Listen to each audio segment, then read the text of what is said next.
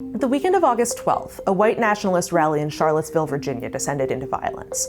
On Friday night, white nationalists attacked counter-protesters. Blood and soil! Blood and soil! Blood and soil! And on Saturday, a woman named Heather Heyer was killed when a man purposely drove his car into a group of counter-protesters.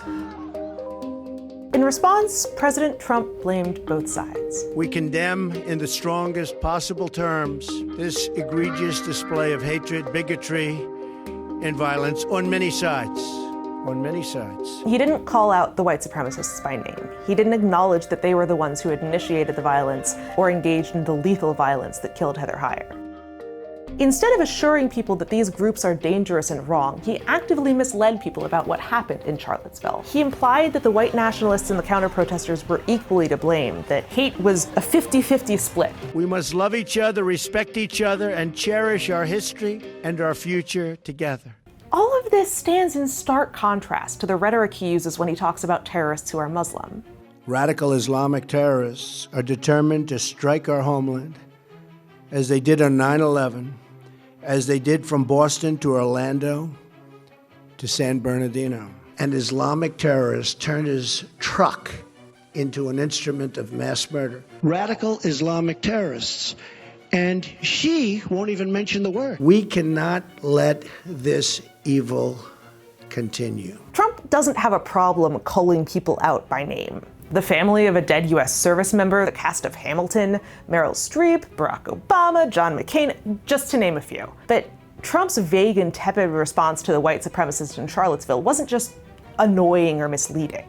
White nationalists took it as a sign of tacit approval. A post on the white nationalist site The Daily Stormer praised Trump's lack of condemnation, writing, accurately, that when asked to condemn, he walked out of the room. Trump did the same thing during the campaign. Like to punch him in the face, I'll tell you. All right, yeah, get him out. Try not to hurt him. If you do, I'll defend you in court. Don't worry about it. He refused to condemn violence at his campaign rallies. In fact, he offered to pay legal fees of people who beat up protesters. Knock the crap out of him, would you? Seriously. Okay? Just knock the hell. I promise you, I will pay for the legal fees, I promise. Do you believe that you've done anything to create a tone where this kind of violence would be encouraged? I hope not. I truly hope not. I will say this.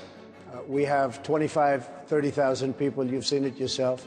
People come with tremendous passion and love for the country. He refused to condemn supporters who beat up a Mexican man in Trump's name, saying that his followers were very passionate. He refused to condemn the self-described alt-right, an online movement that's dealt increasingly in white nationalist rhetoric and tropes. Hail Trump! Hail our people! Hail victory! While claiming to be simply trolls and provocateurs. The Trump guys, the alt-right, the Twitter kind of meme and troll brigade. You're a white supremacist until people start chasing you and then you took the uniform off. So are you going to put it back on? Or put it... Quite honest?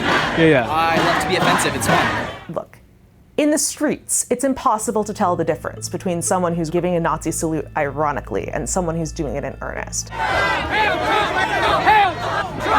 And at a time when the people doing it in earnest are engaging in physical violence, those who claim they're doing it ironically don't appear to have any problem with the confusion or fear they might cause. The president isn't condemning them the way he condemns Islamist terrorists. It might seem as if he's not taking a side, but by doing that, he is taking a side. He's giving succor to the people who engaged in hate in Charlottesville over the weekend and refusing comfort to those who live in fear of what that hate could mean for them.